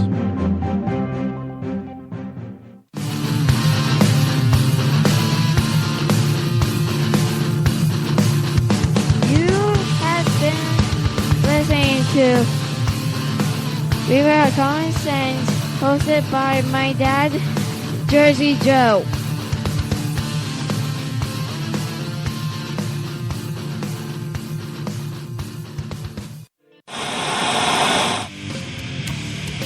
Beware, the Jersey Takeover is here. Every Monday through Friday, 11 a.m. to 1 p.m. Eastern Standard Time. You can catch the Reaver of Common Sense show, hosted by Jersey Joe, right here on SHRmedia.com and HighPlainsDailyNews.com. Only Jersey can deliver hell like no one else, so consider this your fair warning.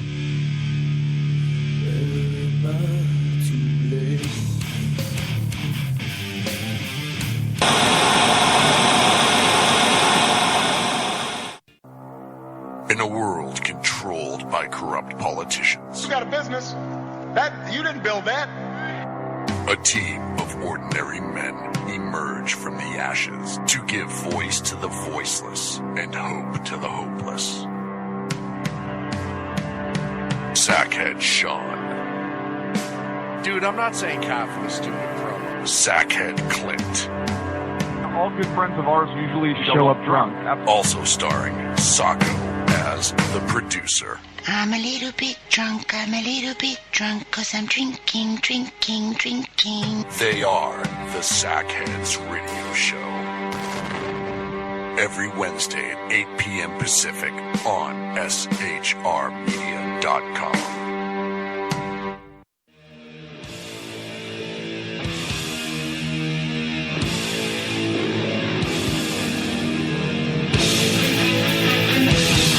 Every Wednesday night, 8 p.m. Eastern Standard Time, it is the Reaver After Dark, hosted by Jersey Boys, Jersey Joe, and Jersey Crash, right here on shrmedia.com and highplainsdailynews.com. Times are dark.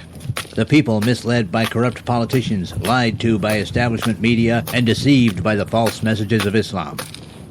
A nation in confusion needs a guide. It needs a man with a cane. I'm Dave Milner. Join me on Spreaker, SHR Media, High Plains Talk Radio, Live Rebooting Liberty, and YouTube for a unique brand of commentary on the unpleasant blind guide. Because truth is not always pleasant. If you miss a show, don't worry. You can catch the replays two ways, rebootingliberty.com or the reverbcommonsense.com. While you're there on Reverb Common Sense, don't forget, drop in your email and keep up to date on everything going on, or click the like button on the Facebook widget. Now on to the Reverb of Common Sense.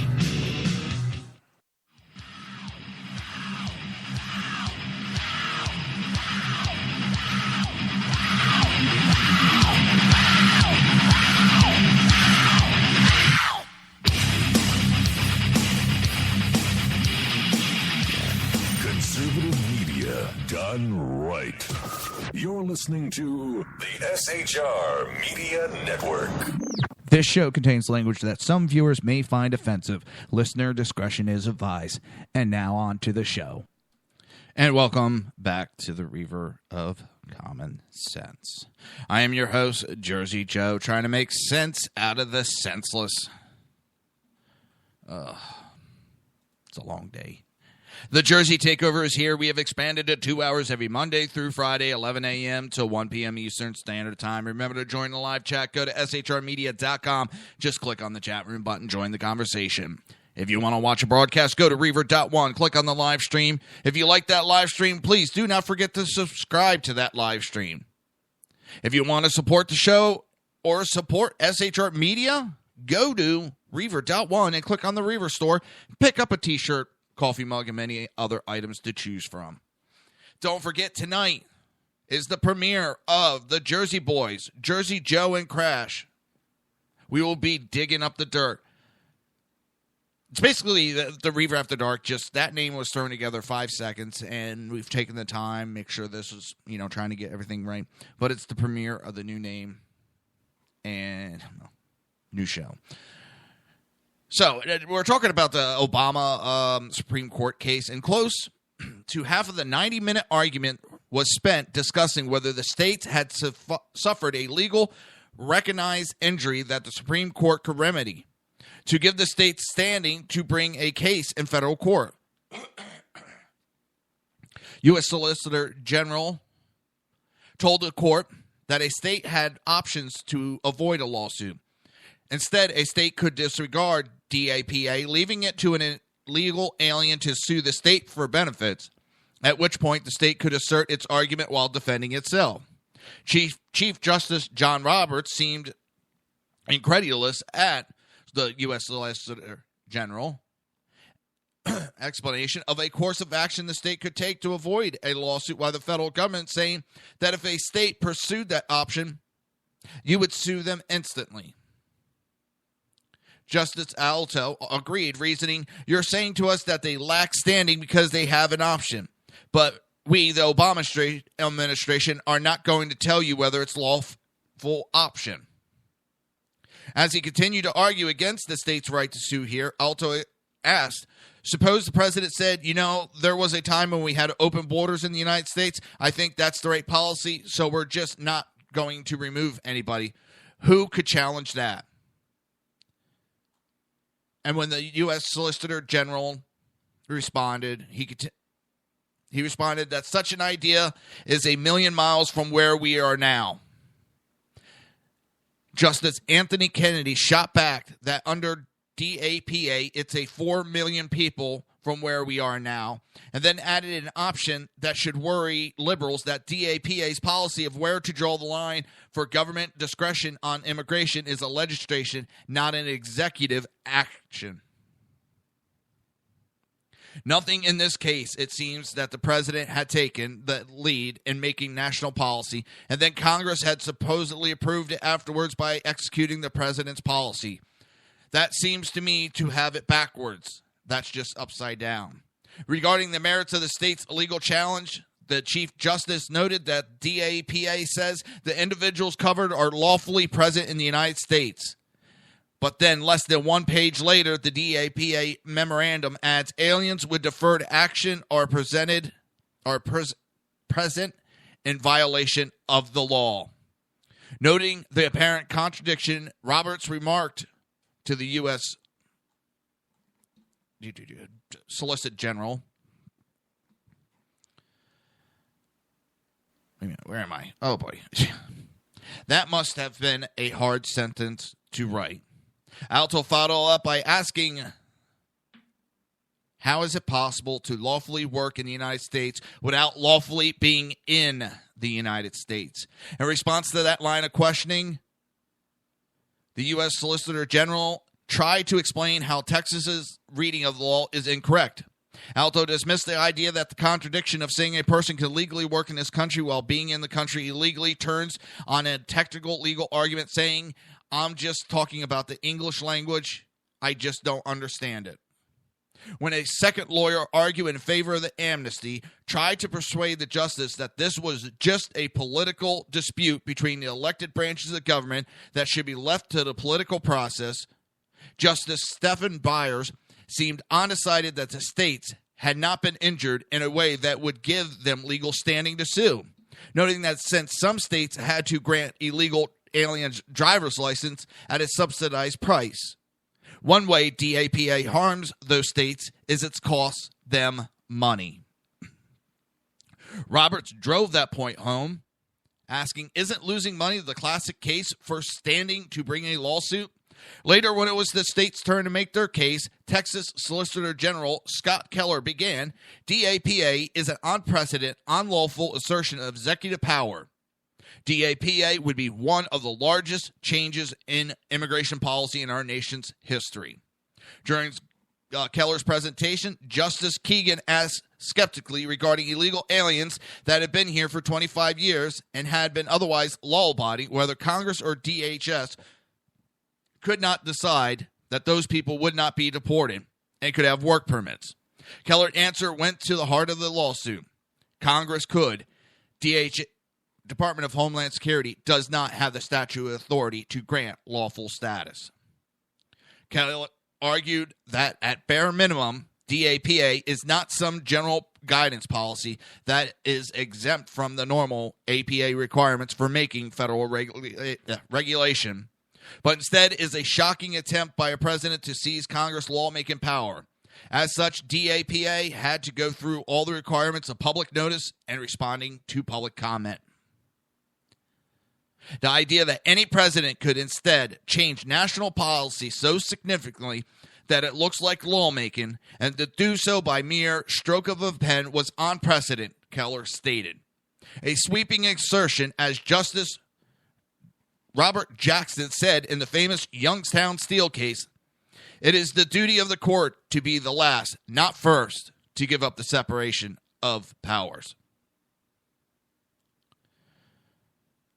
Keller was followed by Aaron Murphy, who is a rising star in Supreme Court litigation circles, a partner at Bancroft, the same law firm that employs the famous Supreme Court lawyer Paul Clement. Murphy was representing the U.S. Congress in this case. Murphy began her argument by explaining 3 years ago the executives asked Congress to enact legislation that would have given it the power to authorize most of the people that are living in this country unlawfully to stay, work, and receive benefits, and Congress declined. When Justice Sonia Sotomayor challenged whether DPA actually changes an alien's legal status under the law, Murphy responded, "It is a legal status because under the agency's own regulation, it is a status that has consequences." She went on to explain that being covered by DPA does not merely mean that the government is not trying to deport that person, but more than that, such status triggers the availability of work authorization and eligibility to receive public assistance. Justice Ruth Ginsburg asserted that since Congress provided enough funds for 400,000 deportations per year, the executive branch must have discretion to determine which illegal aliens the government will focus on deporting. Ginsburg cited Verrill's argument that DAPA was a program to exercise such routine discretion by designating some illegal aliens as low priority. Murphy argued that DAPA is much more than that, because if all they wanted to do was say we're not going to enforce immigration laws as to you, the only memo they would have issued is the enforcement priority memo, a separate document designating some illegal aliens as low priority. Because in general, to qualify for DAPA, you have to have already not be an enforcement priority. But DAPA goes further than that, making the alien eligible to work and to receive benefits. And the way we do that is by taking this affirmative act of converting you into a status that under government's own regulations makes the now legal alien able to work and receive an array of public benefits. It was unclear from oral arguments which way the court was leaning. The justice debate whether they might salvage DAPA by striking from it the word lawful presence, which Vernon said was unimportant. But it is far from clear that the majority of the court was inclined to go in that direction.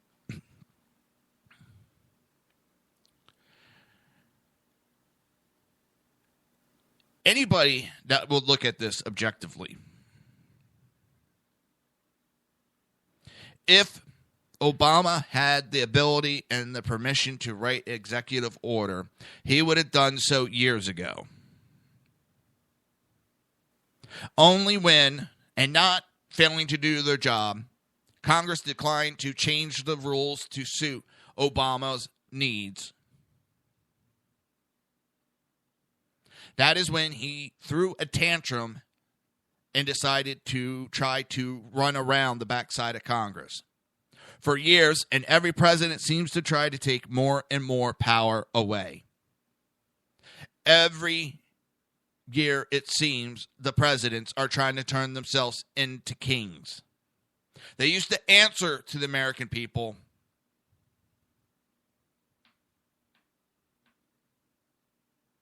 They used to answer to us, but now they're trying to make it that they answer to no one. Now, if the justice split on this decision 4-4, then the lower court's decision will be left in place without making any national precedents. And since Texas and the other states prevailed in the U.S. Court of Appeals for the Fifth Circuit, such a tie vote would still result in DAPA's demise.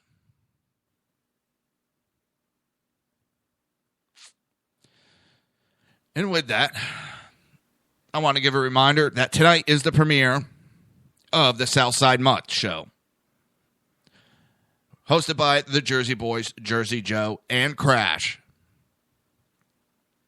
It will premiere 8 p.m. till 9 p.m. Eastern Standard Time, right here on SHR Media and High Plains Pundit Radio. It's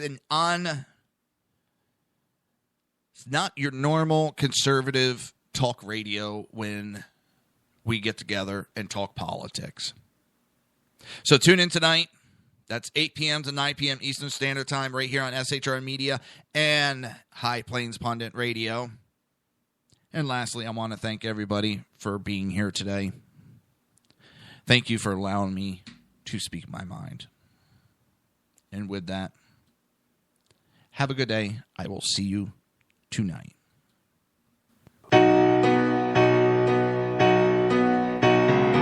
You've been listening to the Reaver of Common Sense with its host, Jersey Joe.